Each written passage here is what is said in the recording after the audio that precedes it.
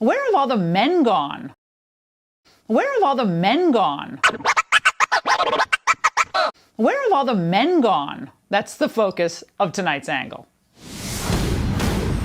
Now, once relegated to women's studies classrooms and college campuses, the phrase toxic masculinity entered our cultural vernacular a few years ago.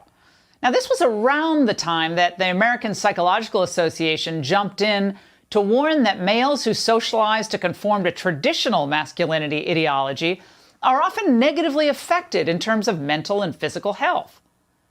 Well, the argument is that boys are conditioned to be tough and not show weakness. That's a bad thing, I guess. And then by suppressing boys' feelings, their emotions, then they're likely to be more prone to violence or aggression, more likely to end up in prison or in trouble at school. And people who work in gender studies programs, they're dead set against the old confining rules of masculinity. And you'll see this in a highly produced Hollywood conversation. I think there's a model about being a real man in America. And I think sometimes that model is that more sort of stoic, hard, tough, etc. My friend Joe Ehrman, who used to be a professional football player, says that he remembers his father just saying to him, be a man. Man up. Toughen up. Don't be a girl.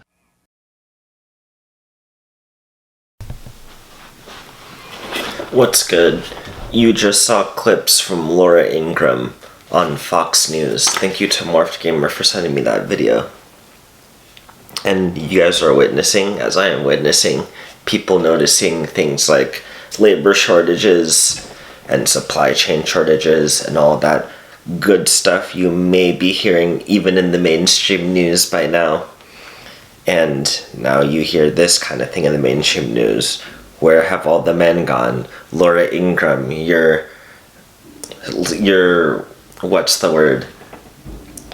Your resident single mother on Fox News, asking where have all the men gone, as if she was not a single mother and she didn't know where the father of her own kids has gone. Who knows? But Fox News now asking where have all the men gone. These people are honestly late to the party, and they are probably lying. To be 100% honest, they know where the men have gone. If anything, especially if you're that age, as someone as old as Laura Ingraham and the people who are probably writing those scripts for her, they know where the men have gone. Like, I feel bad that they're deceiving all the young people who are, like, under the age of 30 who think that this notion of, like, gender segregation and all this shit, like, they kind of just grew up with that and try to navigate their way. But all these people older than them are pretending as if they don't know what has happened over the past 3 to 4 decades. This is how far we've fallen in America. Telling a boy not to be a girl, I guess, is now considered abusive. We're in an upside-down world, my friends, and I think more people now see right through the attempt that they're making to kind of wrap their attacks on traditional gender roles around an anti-bullying campaign. Well, that's absurd because real men do not bully, we know that. Real men don't beat their wives, we know that. Real men don't hurt animals or children, we know that. All decent people agree on that. And by the way, long before the phrase gender fluid popped up, good parents told their sons both to be a man and to be courageous, valiant, compassionate. Now, I heard my friend's father say, stop whining and be a man. Like he was complaining about something. He said it a lot, actually. It didn't hurt my buddy one bit. He's a great dad today. But today, the radical left has one goal in mind. It's to destroy the underpinnings of the nuclear family by targeting the distinct parental roles that fathers and mothers play. Destroy the underpinnings of the nuclear family by targeting the distinct parental roles that fathers and mothers play. Even your parents don't tell you that shit. Truth be told, they all know where the men have gone, and they've known for years. Laura Ingraham, who's the news anchor in this clip, is a single mommy herself. So where have all the men gone? Look in your own history.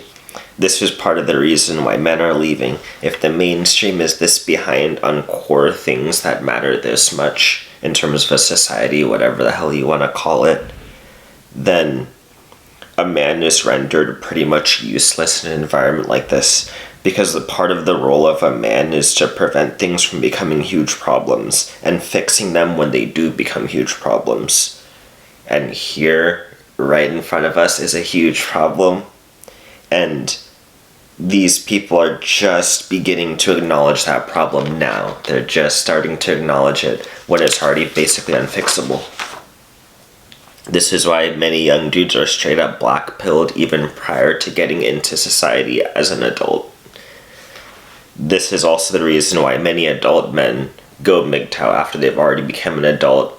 They've struggled in their childhood with all of this like weird gender and sex shit, and then they get older, realize, oh wait, this is why things are like this, and then they go MGTOW because they're like, okay, dang, this is bigger than me. This is bigger than anything I really have any control over, so I'm just going MGTOW. Like, that's the reason a lot of dudes just go MGTOW. So here you have a problem noticed by many men. They've tried to do something about it over the years. No one listened, so they left. And now, after enough of them have left, people are finally starting to listen, or at least starting to notice. I wouldn't say they're starting to listen, but they're at least starting to notice, and it is what it is. Unfortunately, we're in for a world of hurt, though, moving forward, because things have already gotten irreversible at this point, for the most part. Technically, if we stopped everything today and started moving in the right direction and listening to some of the right people who have noticed the trajectory for years, then society in whatever you want to call it, society in general could be salvaged. But that would take a level of coordination and cooperation that is essentially impossible in a society as divided as this one is currently. And on top of that, the reason it got so divided overall this time was because many of these same issues that were brought up by like men throughout the decades, probably at this point, that just hurts my brain to think about how many people who probably have tried to bring this up and just like were ignored or whatever the case was. Like I'm like 24 years old, and like noticing what I'm noticing now, like it just gives me a headache to think about like the people who just probably tried to stop that train and couldn't be stopped. Like that hurts my head. So yeah, but many of these same guys brought up issues and were ignored, and they were ignored for a reason. You can't expect these same people who ignored these things in the past to suddenly come to Jesus and acknowledge the things that they consciously chose to ignore. Most of this shit is common sense, honestly. Like, at least it's common sense after you surpass the age of like 25 or 30 or something. So like, and if you're smart, maybe a little bit earlier, but like, if you consciously chose to ignore it in the past, you can't expect these people to acknowledge certain things. So it is what it is. Like, most of these people are still alive too. Like, they're just older. Like this, like it's only been a few generations. Most of the people are still alive that have noticed the downward spiral, if you want to call it that, or maybe they just, they chose to ignore it, whatever the case is, but like a lot of them are still alive. Maybe they chose to ignore it for their own health, like who knows, I don't know. Ideally, come on, we all know this, it's better for children to be raised by a mother and a father who are present and involved. Now, we also all know that single moms and dads do their best, but it's much harder, God bless them all. And I say this as a single mom myself. Yet somehow, this idea of the traditional roles, it's threatening to the radicals who see the traditional family, especially traditionally minded men, as an impediment to the ultimate goal of the left of socialism and rewriting of American history. But finally, the last thing I'm gonna discuss is single mothers, simply because I'm learning almost weekly about the underrated impact of having a critical mass of single mommies. We have somewhere around 30 to 40% of mothers in this society being single mothers. 30 to 40%, just think about that, but don't think about it too long, or else it's gonna break your brain right there. She'll break your brain. Don't think about it too long. So all this happened in a matter of 3 or so generations. Are you kidding me? That's less time than the average lifespan in this country currently, even for men, even though it's declining yearly. I think it was 78, and then it's been declining from 78 for a minute. But even at 78, or a little bit lower, that's still the average lifespan. That's still older than 3 generations, which is around 60 years, 60 to 65 to 70 years. Around there is 3 generations. So literally less time than the average lifespan in this country. We've seen the rise in single mothers, the rise in all of this weird shit. Just weird shit. So that blows my mind, honestly. But so okay, less time than the average lifespan in this country currently. So it's not as if we had a societal precedent for this phenomenon. It's not as if in the beginning of the creation of America, it was a normal thing for there to be mostly single mothers. This is a recent phenomenon in this country. There's no society, there's no precedent for it, really. This isn't really normal. This isn't something that was planned for or necessarily wanted, but it's happening. So without having this as a cultural norm from the beginning, no society can be stable for long with phenomena such as this. Just think about it for 5 minutes, and you'll realize how a society just can't be sustained with mostly single mothers. How many the value system of a single mother and the value system of a young man, and the goals both want to achieve, are literally, they're opposites of each other. So if you have that phenomenon, the young men are supposed to be the ones who work and build up society, or go fight and defend that society if it's being attacked. Young men are traditionally the ones who do that. If there's mostly single mothers, they're not gonna fight for all these kids who aren't their own if they don't have a chance for getting kids themselves. If single mothers are taking up a bunch of areas of society because the man isn't providing for the family, the single mother's the one providing for the family. So the single mother's the one who's in places of work, who's politically active, who's, retains a certain amount of purchasing power, who businesses cater their services to. So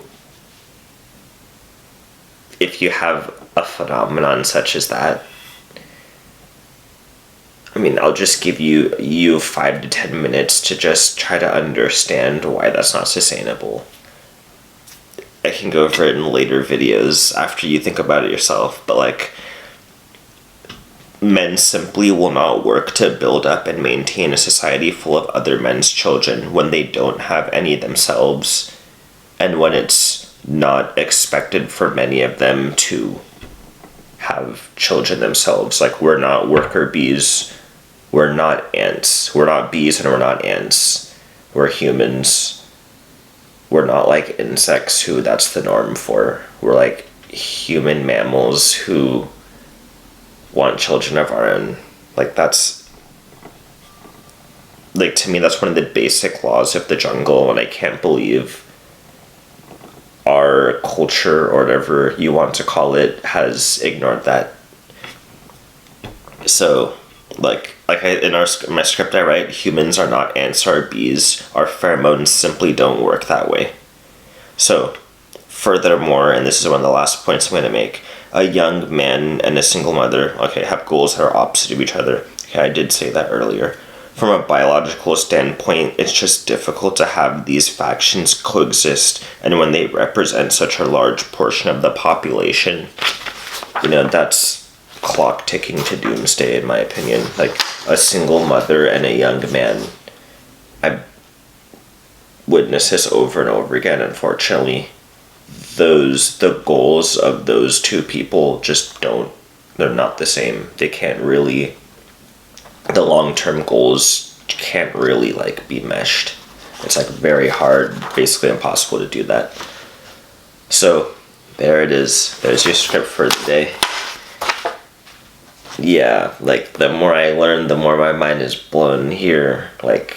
At 24 years old, almost 25, I am thoroughly shocked at many things that have gone on, but it is what it is. Alright, I don't know what we're gonna do, but like I said, many of you guys are older than me, so I'm trying to follow y'all's lead, man. But that is it for today. I'll catch you later. Peace out, guys. I've heard whispers about the financial support your government receives from the drug industry. Well, the irony of this, of course, is that this money, which is in the billions, is coming from your country. You see, you are the major purchaser of our national product, which is, of course, cocaine. On one hand, you're saying the United States government is spending millions of dollars to eliminate the flow of drugs onto our streets. At the same time, we are doing business with the very same government that is flooding our streets with cocaine. See. Let me show you a few of the other characters that are involved in this tragic comedy.